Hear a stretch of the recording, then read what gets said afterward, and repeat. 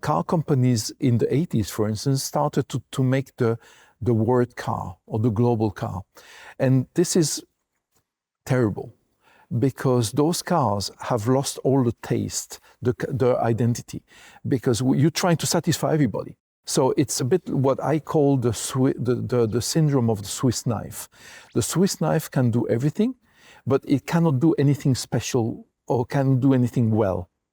This internationalization or universalization led to products that didn't have taste anymore. They were basically chameleons, adapting to every single market, and they didn't have their own identity, which actually was contradicted by the fact that a few cars were really successful everywhere because they had a strong character.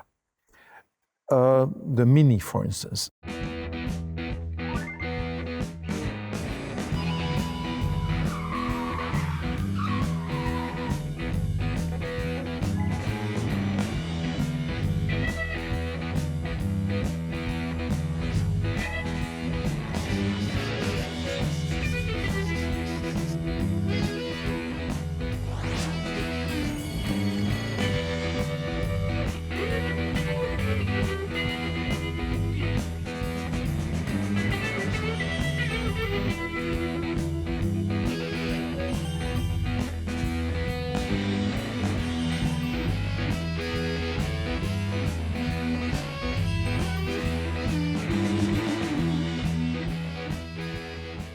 The Mini is the perfect car that made no sense at all outside of the United Kingdom.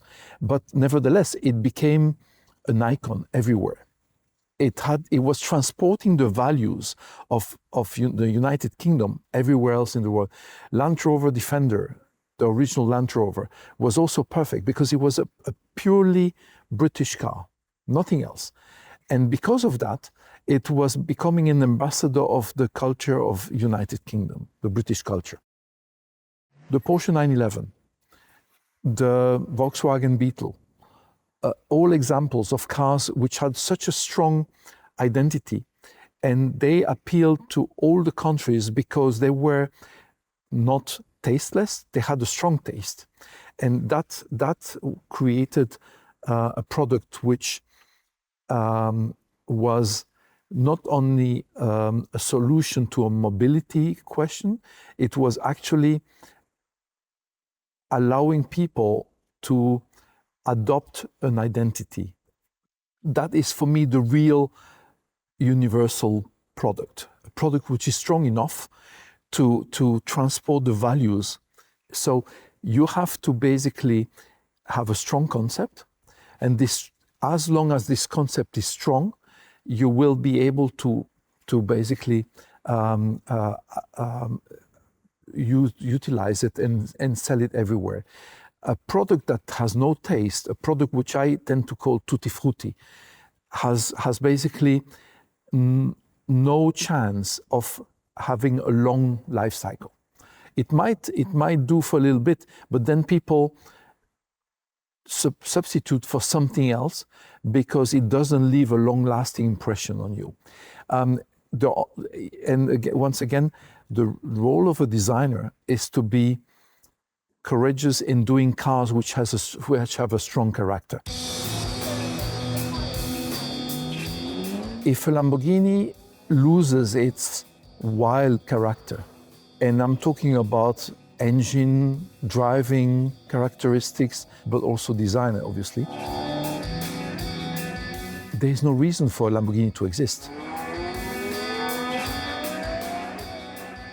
If a Ferrari becomes a Lamborghini, then they have no reason to exist. They will disappear. So for me, you have to have a strong identity. And this strong identity is not something you create from zero. For instance, a Lamborghini is born out of an engine.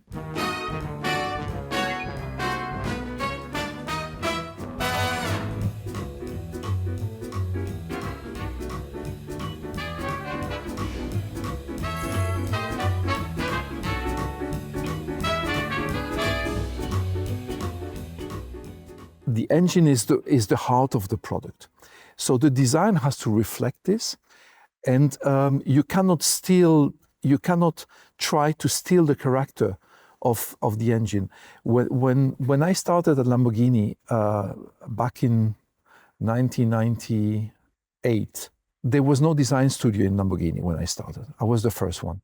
And when they introduced me to one of the test drivers, a really famous test driver, he was more known than the Italian president.